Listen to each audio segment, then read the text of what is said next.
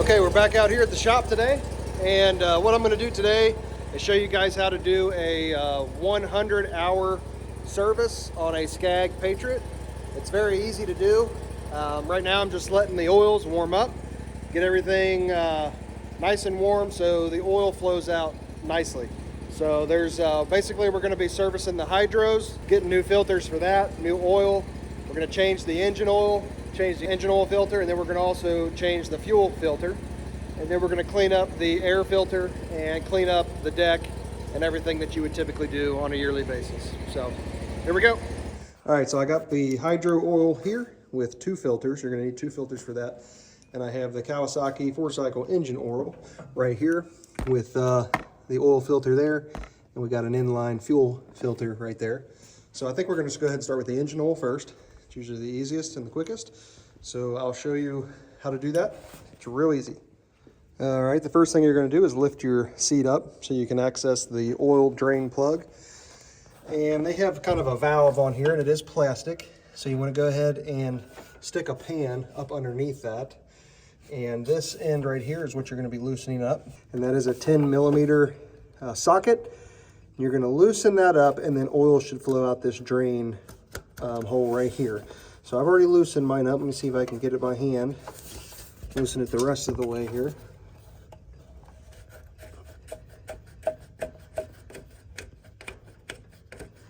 You can see the oil coming out. And that oil actually looks pretty good. So that's a good sign. So oil is not flowing real good, so right now we're gonna just pop this loose and let air get down in there. Now you can see it flowing pretty well. So we'll let that drain out of there. Meantime, we'll go ahead and get ready to take this oil filter off right here. All right, so you can still hear the oil draining, but I'm gonna go ahead and loosen up my oil filter here. Got my oil filter pliers. Grab a hold of it and give it a nice turn, a couple turns where we can loosen it by hand. And that should be good enough. So now I can just turn that out by hand. You might get some oil on there, but that's rust protection. There you go. That's almost done draining. All right, I got my new oil filter right here. I went ahead and put a little bit of oil on the seal so it seals very nicely. And we're gonna go ahead and get that on here. Just gonna get that hand tightened on there. Nothing, not gonna use any kind of wrench to turn that on there. Just needs to be hand tight. All right, that's good enough. All right, after the oil is done draining, you're gonna wanna reach down here and tighten up this drain plug. And it is just plastic, so it does not need to be super tight. So almost hand tight, but I am gonna put a little bit of snugness on there with my wrench. Like I said, that's 10mm. Give it just a little bit. You can see it's turning the whole valve. We don't want that. Turn that back down. And then that'll be tight. Okay, so we got the oil drained. We have the new oil filter in, and we're about to put some oil in it. So I'm only gonna put about 2.2 quarts in there. We're gonna start with 2 quarts, and we're gonna put the dipstick in there and check it, and we'll adjust from there. Now, once we run the motor to get the oil cycled through the filter, you may have to put a little bit more in there, depending on how big your filter is. So let's put some oil in. So we're right at the full mark. So that was with 2 quarts of oil. So right now I'm gonna go ahead and clean up a little bit of this oil spill. We're gonna get this started, get some oil circulating through that filter, and we're gonna check it one more time, make sure we don't need to add any more oil. I'm gonna clean this oil up just in case, because it does get hot on here, and you don't want this to ignite, or you don't want this stuff all over the place. It'll be on your grass and everything else. It takes a lot for oil to actually ignite, but better safe than sorry. All right, let's fire this thing up and see where we're at.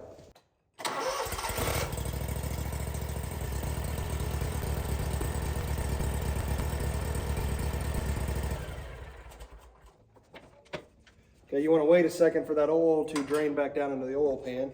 All right, we're going to check that oil now. And one thing to note is that when you check this oil, you don't actually thread this down onto the the oil fill here, you just set it down on the thread, pull it back out. And we are right at the full mark still, so I'm just gonna leave that go. That'll be good enough. So the oil change is done. That's how simple that is. So let's move on to the hydros now. It's a little bit harder, but not too bad. Okay, so now obviously this is located on the rear of the lawnmower. Basically, these are some filters, and you have one on each side. You got one over here, and you got one right here. Now this one has the cover on it still. I got to remove the cover. This one I already removed the cover on. And that is actually how you drain your hydros. And in order for the air to get in there to be able to drain that, you got to pull a plug on top. And there's an additional plug, which is the fill plug or the level check plug. And so we'll also pull that too. So I'll start up there. We'll get those pulled. We'll get these filters pulled, and then we'll let that oil drain.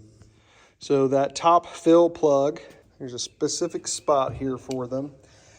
And there's one right here, and it's the one closest to the frame. That outside one is some sort of vent. And then you got one over here.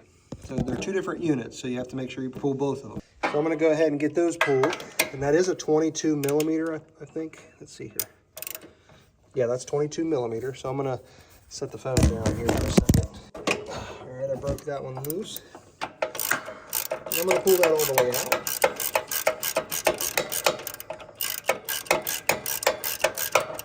You need an extension like this in order to fit in there real nice. And I'm just gonna set that plug. Just gonna set it right there for now. I'll pull both sides. All right, got that one loose. So we'll pull them plugs out. I'll just set them up here for now. Okay, so we're back underneath, and like I said, in order to drain this, you got to remove the filter, which we're going to be replacing anyway. And I already loosened this because it was super tight, but let me get it some more here. See if I can get my hand.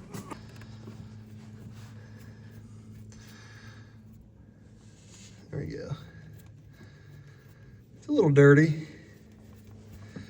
I got some decent hills where I'm at, so you can expect it to be dirty if you're on hills constantly. All right, so we're gonna let that drain. Once that's finished draining, we'll put the new filter on. Okay, so we're almost done draining here. Get a little bit of oil on your finger. You know, I usually just get it right out of the pan here, and put some on the seal again. That just gives it a nice good seal on there.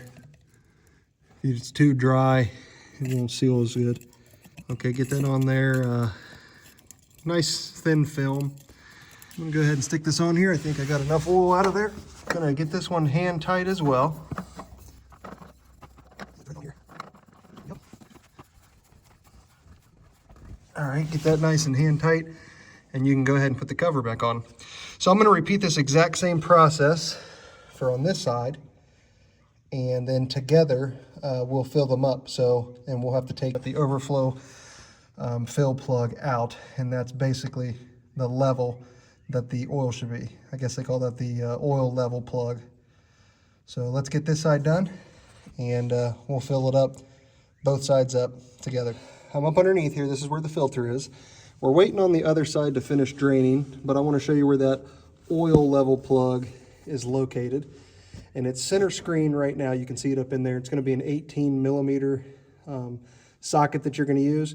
So I'm going to open that up, and essentially that plug that we took out at the top, you're going to fill it full of oil until you have oil running out of that plug. Once the top of that oil is level with the bottom of that plug, then you have enough oil in there. So I'm going to go ahead and take that off. It's going to be too hard to do it holding a phone. So I'm going to go ahead and take that plug out, and then we'll start filling this side with oil while we're waiting on this other side to drain. Okay, as you can see, I got the plugs out on both sides. So that is where oil is going to come out of as you're filling it. Oil should be spilling out of that, and that's how you know it's going to be full. So let's start putting some oil in this. All right, so we got oil coming out of the oil fill plug. So now that that's the case, we're going to clean up that side and go ahead and put that plug back in, and there should be enough oil in that hydro drive there. Okay, now we're going to add oil to the other side. I got my funnel set up here. We're going to dump some oil in, get this one filled up. Still dumping in some oil here. We should start seeing it run down the side here in a second. All right, there we go. So now we got oil running out of that, we know it's filled up. Let's go ahead and put our plug in once that kind of drains down a bit. Now that we got both of those filled up, move our funnel here.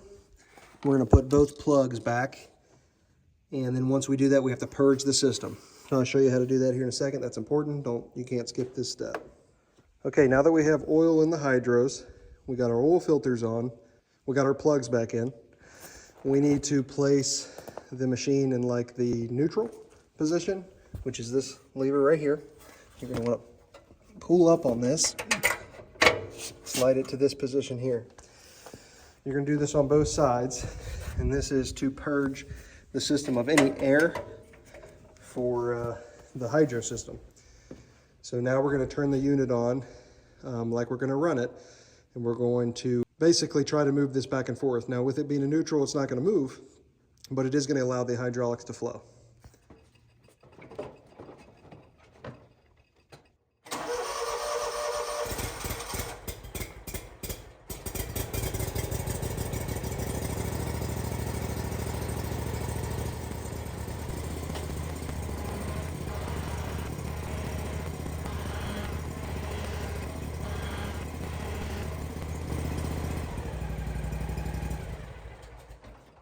All right, now that we have done that in the neutral position, we're gonna do the same thing, but we're actually gonna jack up the rear end to lift the wheels off the ground, and we're gonna take it out of neutral position and do it again.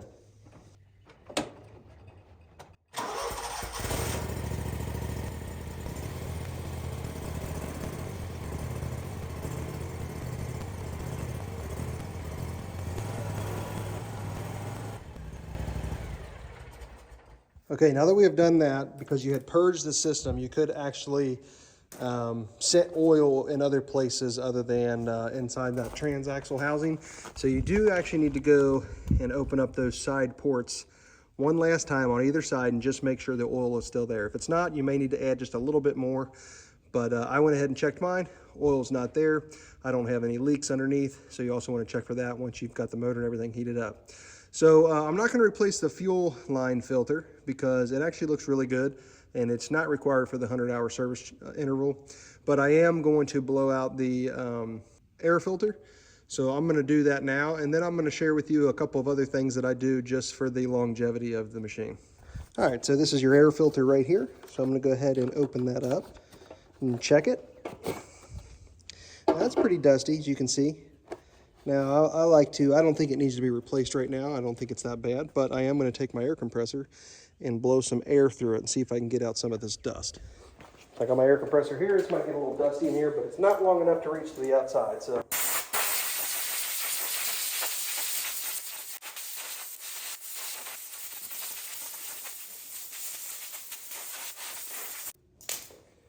All right, now that we got that nice and clean, we're going to go ahead and put the air filter back.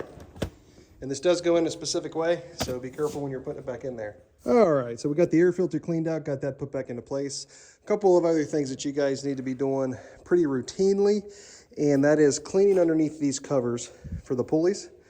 And the reason why is because that moisture is going to sit up on these pulleys and it'll just rust them out. Now, I went ahead and put a little bit of spray paint on mine just to protect it. I cleaned off the rust, put a little spray paint on it, and that should last even longer. So you want to check your belts pretty often. You want to grease these spindles down in here.